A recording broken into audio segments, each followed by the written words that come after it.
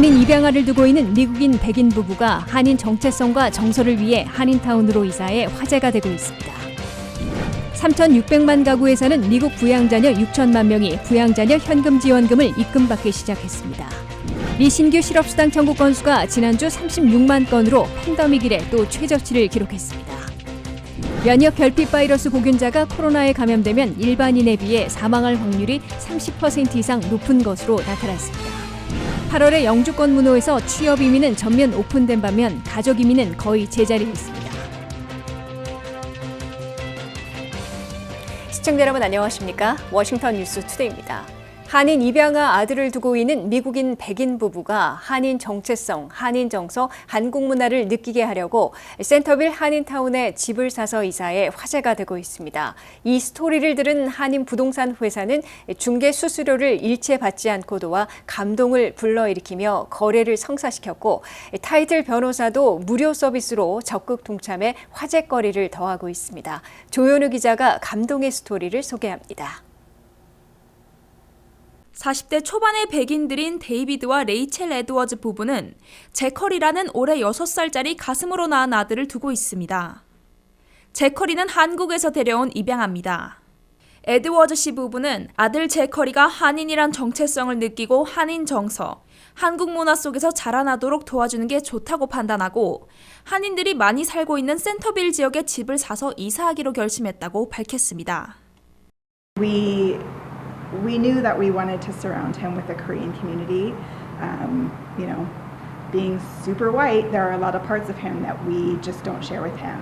And so we moved to the DC area, and as we got to know it more, we realized Centerville was just a really lovely Korean community that he could be part of, and that would 센터빌로 이사 오려는 이유가 한인 입양아 아들 때문이라는 스토리를 듣고 부동산 팀을 운영하고 있는 승경호 대표는 셀러즈 마켓이라 집을 사기 쉽지 않은 상황이지만 어떻게 해서든지 집을 살 수 있게끔 돕기로 다짐했었다고 회고했습니다.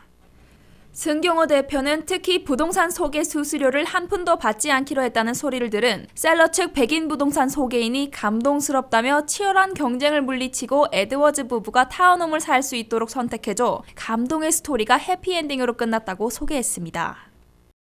결정적으로 저도 지금 잊을 수 없는 건 두 백인 부부한테 도움을 준 걸 잊을 수 있는 게 아니라 그 집의 에이전이 저한테 한 말이 있습니다. 자기는 정말 한인 사회에서 이런 식으로 도움을 서로 주면서 그 입양아이를 어떻게 해서든 집을 사주려고 너가 커미션을 포기한다는 자체가 자기는 너무 영광이고 존경한다는 표현을 했어요. 그분이 한 40년 부동산 하셨던 백인 할아버지셨거든요. 자기는 너한테서 배우는 게 많다고 열심히 해서 이 집 꼭 살 수 있게 끝까지 마무리 잘 하라고 하셨어요. 마침내 센터빌 타운홈을 사게 된 에드워즈 씨 부부의 스토리를 들은 타이틀 전문 크리스티나 신 변호사도 무료 서비스를 동참해 감동의 스토리를 하나 더했습니다. 크리스티나 신 변호사는 한인 입양아 아들이 한인 정체성과 한인 정신, 한국 문화를 느끼면서 자라나도록 한인타운에 내 집을 산 부모의 열의와 수수료를 한 푼 더 받지 않는 부동산 팀의 도움에 발맞춰 무료 서비스로 세틀먼트를 마무리했다고 밝혔습니다. 외국인이 우리 한국 그 아이를 입양을 해가지고 이렇게까지 생각을 해주고 배려를 해준다는 게 진짜 너무너무 어메이징한 것 같고요. 그 다음에 저희도 그래서 이 스토리를 듣고 타로 쪽에서 이제 세르머니 오셨잖아요. 그래서 저희도 피를 이제 안 받기로 똑같이 그래서 뭔가를 뭘 해드려야 되는데 물론 커미션만큼은 아니지만 그래도 세르머니 잘 끝까지 해드리고 그다음에 피를 안 받기로 했어요. 네. 집열세를 건네주고 건네받으며 레이첼 데이비드 에드워즈 부부와 크리스티나 신 변호사, 승경호 대표가 이끄는 부동산 팀원 등 모두가 한인 입양아를 둔 백인 부모의 사려 깊은 사랑과 행동에 감동받은 부동산 회사, 타이틀 변호사 등의 도움으로 선순환돼 감동의 스토리를 썼다는데 만면의 미소를 짓는 모습이었습니다. WKTV 뉴스 조현우입니다. 미국에서 3,600만 가구에 사는 17세까지의 부양자녀 6천만 명이 처음으로 매달 받는 1인당 $250 또는 $300씩 입금받기 시작했습니다. 부양자녀 현금 지원금의 첫 달분이 오늘부터 개인 은행 계좌에 입금되기 시작해 2, 3일 안에 인출할 수 있게 됩니다. 보도에 한면태 기자입니다. 미국에서도 처음 시행되고 있는 부양자녀 매달 현금 지원이 7월 첫 달분 입금으로 공식 시작됐습니다. IRS는 3,600만 가구에 사는 17세까지의 부양자녀들 6천만 명에게 첫 달분인 $250 또는 $300를 보내기 시작했다고 발표했습니다. IRS는 3,600만 건의 페이먼트 첫 달분 총액은 $150억 달러라고 밝혔습니다. 3,600만 건 가운데 90%는 은행 계좌로 입금해주는 디렉트 디파짓이라고 IRS는 설명했습니다. IRS가 지정한 직업일인 15일 오전에 이미 개인 은행 계좌 입금받은 가정들도 있으나 다수는 은행별로 개인 계좌 입금되는데 이틀 내지 사흘간의 비즈니스 일이 걸릴 것으로 전문가들은 내다보고 있습니다. 이에 따라 다수는 17일 또는 19일에나 입금된 1인당 $250 또는 $300를 인출에 사용할 수 있게 될 것으로 보입니다. 이번에 직업을 시작한 차일드 텍스 크레딧, 즉 부양자녀 현금 지원금은 5세 이하는 연 $3,600, 6세부터 17세까지는 연 $3,000의 절반인 $1,800 또는 $1,500를 7월부터 12월까지 6차례에 걸쳐 매달 $300 또는 $250를 보내는 겁니다. 가구당 연소득이 개인 $75,000, 부부 $150,000 이하여야 1인당 현금 지원액을 받게 되며 이 한도에서 개인 $95,000, 부부 $170,000까지는 소득 $1,000당 $50씩 줄어들게 됩니다. 즉 부모의 연소득이 $151,000인 가정에서 5세 자녀의 경우에는 연 $3,600가 아닌 $3,550를 받게 됩니다. 7월 15일에 시작해 다음은 8월 13일에 보내주고 9월부터 12월에는 다시 매달 15일에 송금해줍니다. 나머지 절반인 1인당 $1,800 또는 $1,500는 내년 4월 15일까지의 연방세금 보고 시 일시불로 환급받게 됩니다. 이번에 IRS 웹사이트의 매니지 페이먼트란에서 매달 받지 않겠다고 언인롤먼트 등록 해제를 선택하면 내년 세금 보고 직후 일시불로 $3,600 또는 $3,000를 받을 수도 있습니다. 워싱턴 정치권에서는 2021년 한 해만 시행할 수 있는 특별 차일드 텍스 크레딧을 2025년까지 4년 더 연장하는 방안을 바이든 미국 가족 플랜에 포함시켜 추진하고 있습니다. WKTV 뉴스 한면택입니다. 미 전역의 신규 실업수당 청구 건수가 지난주 36만 건으로 전주보다 2만 6천 건 줄어들면서 팬데믹 이래 최저치를 기록했습니다. 구직자들이 늘고 있는 덕분이기도 하지만 미 전역의 절반에서 연방 실업수당을 조기 종료했기 때문으로 해석되고 있습니다. 실업수당에 의존하는 실직자들이 팬데믹 최저치로 떨어졌으나 구직자의 급증이기보다는 다수는 연방 실업수당의 조기 종료 때문인 것으로 보입니다. 미 전역에서 새로 신청한 신규 실업수당 청구 건수는 지난주 36만 건으로 연방 노동부가 집계했습니다. 이는 전주에 38만 6천 건에서 2만 6천 건 줄어든 것입니다. 특히 2020년 3월 이래 팬데믹 사태에선 최저치를 기록한 것입니다. 워싱턴 수도권 일원은 실업수당 청구 건수가 거의 같아졌는데 버지니아에선 6,350건이 청구돼 전주보다 470건 줄어든 데 비해 메릴랜드에선 6,400건으로 2,500건 대폭 감소했습니다. 인구가 많은 캘리포니아에선 58,400건이 신청돼 전주보다 450건 줄어들었습니다. 조지아에서는 13,700건으로 6,100건이나 대폭 감소했으며 플로리다에선 6,500건이 신청돼 300여 건 줄어들었습니다. 반면 텍사스에선 31,700여 건으로 7,500건이나 급증했으며 뉴욕에서도 32,800건으로 7,700건이나 대폭 증가했습니다. 펜실베니아에선 36,000건이 신청돼 전주보다 4,000건 늘었습니다. 실제로 실업수당을 받고 있는 실직자들은 전체 1,383만 7천 명으로 전주보다 37만 2천여 명이나 대폭 감소했습니다. 그중에서 주별 고용보험으로 지급하고 있는 레귤러 실업수당은 324만 명으로 전주보다 2만 1천여 명 줄었습니다. 자영업자, 임시직까지 받고 있는 연방실업수당 PUA는 568만 7천 명으로 전주보다 13만 7,600여 명 감소했습니다. 장기 실직자들이 연장해 받고 있는 연방실업수당 PEUC는 471만 명으로 가장 많은 19만 7,700여 명이 급감했습니다.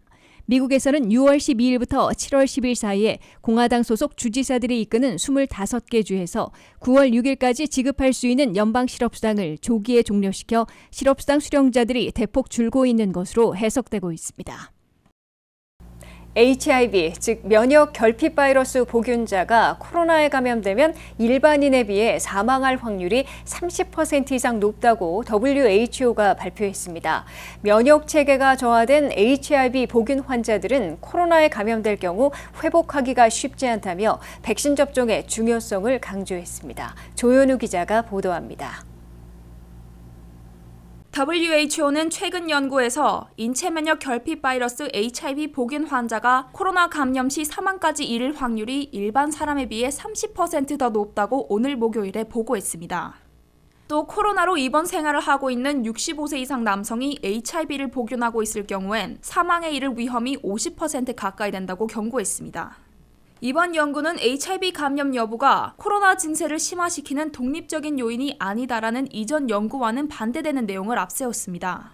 WHO는 코로나에 감염돼 병원에 입원한 HIV 복균 환자 15,500명을 대상으로 데이터를 수집했습니다.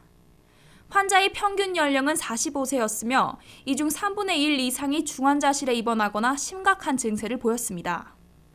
HIV 복균 환자는 전 세계적으로 3만 7천만 명이 넘습니다.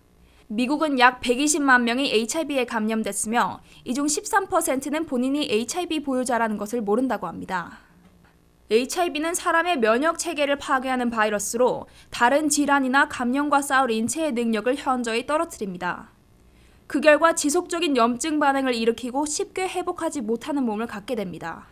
많은 HIV 복균 환자는 고혈압, 비만, 당뇨 등의 합병증을 앓고 있습니다.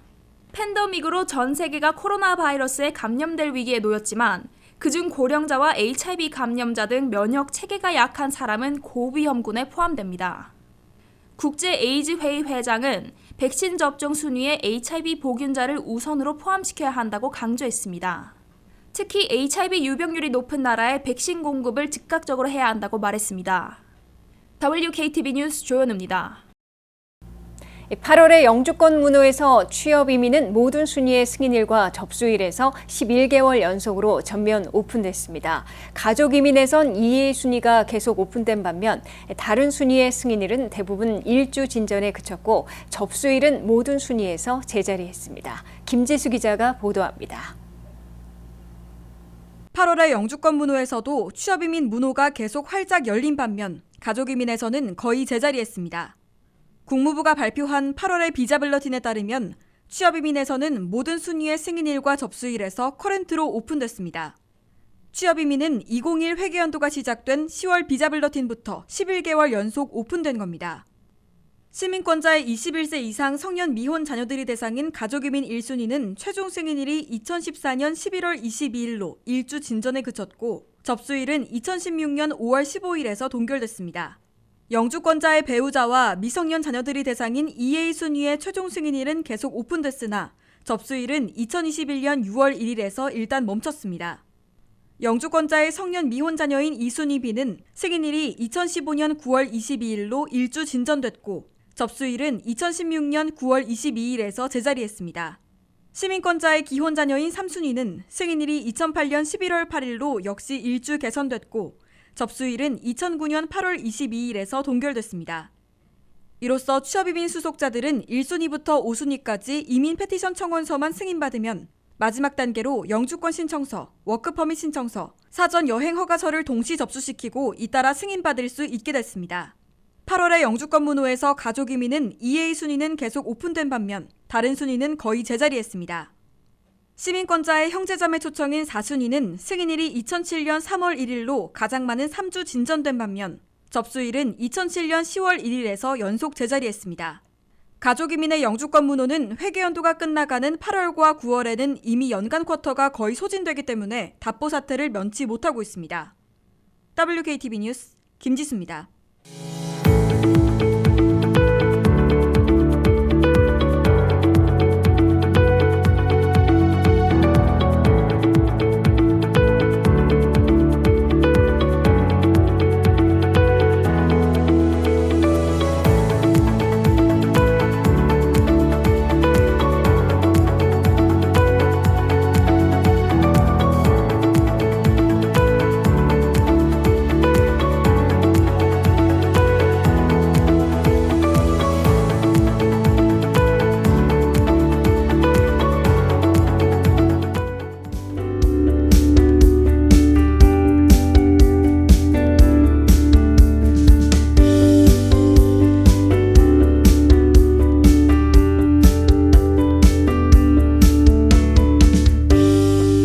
이상으로 워싱턴 뉴스투데이를 마치겠습니다. 시청해주신 여러분 고맙습니다.